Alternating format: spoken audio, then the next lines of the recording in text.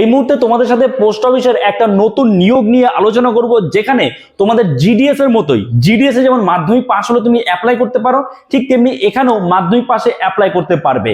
আবার জিডিএস এর যেমন কোনো এক্সাম হয় না, রিটেন এক্সাম হয় না, ঠিক তেমনি এখানেও কোনো রকম রিটেন এক্সাম হয় না। জিডিএস এ নম্বরের কড়াকড়ি রয়েছে, এখানে কিন্তু নম্বরের কোনো কড়াকড়ি নেই বললেই চলে। ওকে, অত হাই কাট আপ বা এরকম কোনো ব্যাপার নেই, নম্বরের উপরে ডিপেন্ড করে এখানে নিয়োগ করা হয় না। এখানে নিয়োগটা হয় সম্পূর্ণভাবে ইন্টারভিউ বেসিস। তো এখানে তোমাদের কি কোয়ালিফিকেশন লাগবে, এজ কত লাগবে এবং কিভাবে তোমাদের ফর্ম ফিল আপ করতে হবে, সেটাই আজকের এই ভিডিওতে আমরা ডিটেলসে জেনে নেব। তো চলো দেরি না করে শুরু করা যাক। আর তোমাদের এই যে জব, এই জবটা কিন্তু হবে তোমাদের বাড়ির কাছের যে পোস্ট অফিস, সেখানেই, দূরে নয়। তুমি যেখানে থাকছো, যেখান থেকে বিলং করছো, সেখানকার ভাষা মানে বাংলা পড়তে লিখতে জানতে হবে। মানে তুমি যেখানেই থাকছো, যেখানকার ভাষা তোমার, সেই ভাষা সম্পর্কে তোমাকে জ্ঞান থাকতে হবে পুরোপুরি ভাবে, ঠিক আছে? এবার তোমরা সবাই ওয়েস্ট বেঙ্গল, অবশ্যই তোমাকে বাংলা পড়তে লিখতে বলতে জানতে হবে। ওখানে যে কোয়ালিফিকেশন লাগবে সেটা হচ্ছে তোমাদের, প্রথমেই বললাম মাধ্যমিক পাস। যদি তোমার হাই কোনো এডুকেশন থাকে, হায়ার এডুকেশন থাকে, তাহলে তুমি অ্যাপ্লাই করতে পারবে, ঠিক আছে?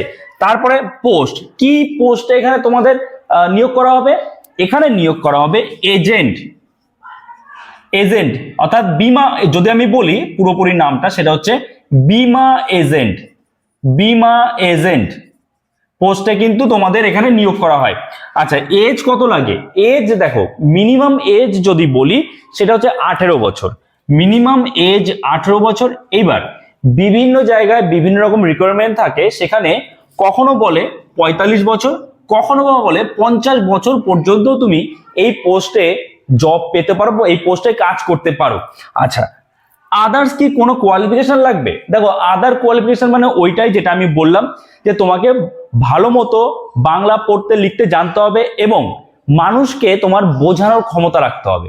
মানে যেহেতু তুমি বুঝতে পারছো এটা একটা বীমা এজেন্ট, বীমা এজেন্ট রিক্রুটমেন্ট 2026, তার মানে কি, যেমন এলআইসির এজেন্ট হয় না, ঠিক তেমনি পোস্ট অফিসেরও তো বিভিন্ন রকম বীমা থাকে, বিভিন্ন ইন্স্যুরেন্স থাকে, সেগুলো কিন্তু তোমাকে মানুষকে বোঝাতে হবে, মানুষের কাছে সেল করতে হবে সেই বীমাগুলো বা সেই ইন্স্যুরেন্স গুলো। কি বললাম, বুঝতে পেরেছো? এইবার দেখো, এই হচ্ছে বিষয়। আর তার উপরে তোমাদের কমিশন থাকবে, তো এখানে স্যালারিটা কিন্তু ফিক্সড নয় বলতে গেলে। আচ্ছা, এইবার কথা হলো যে এখানে তোমাদের যে ফর্মটা ফিল আপ করতে হবে সেটা কেমন। তো চলো ফর্মটা এবার আমরা আগে দেখে নিই। স্ক্রিন কিন্তু তোমরা দেখতে পাচ্ছ এই যে ফর্ম, অ্যাপ্লিকেশন ফর্ম, এবং অ্যাপ্লিকেশন ফর্মের উপরে কি লেখা রয়েছে? Application fill in capital letters, মানে সম্পূর্ণ অ্যাপ্লিকেশনটা তোমাদের ক্যাপিটাল লেটারে ফিল করতে হবে।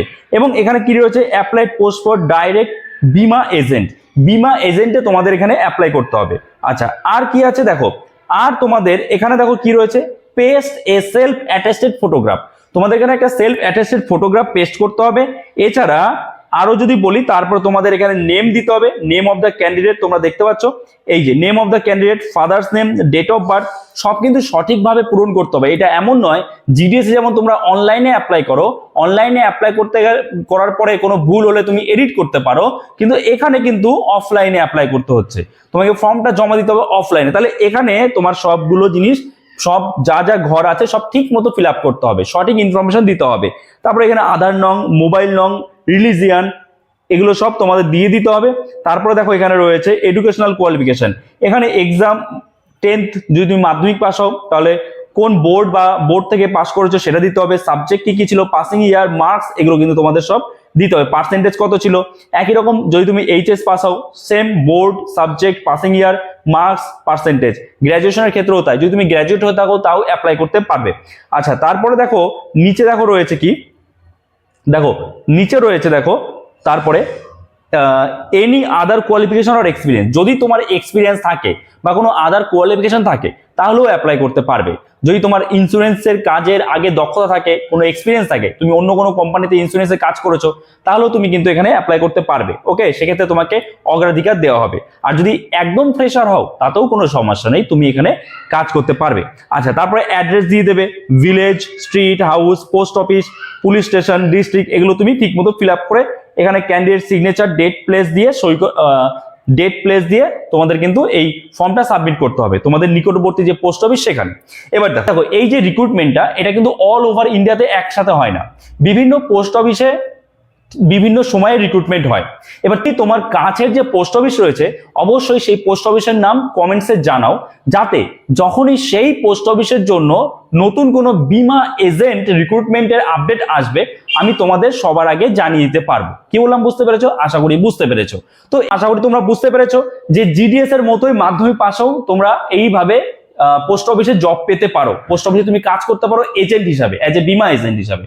ঠিক আছে, তো যখনই বেরোবে এর রিক্রুটমেন্ট তোমার নিকটবর্তী পোস্ট অফিসে, অবশ্যই তোমাদের ভিডিওর মাধ্যমে জানিয়ে দেবো। তার জন্য তোমার পোস্ট অফিসের নামটা অবশ্যই কমেন্টস করে যেও। ওকে।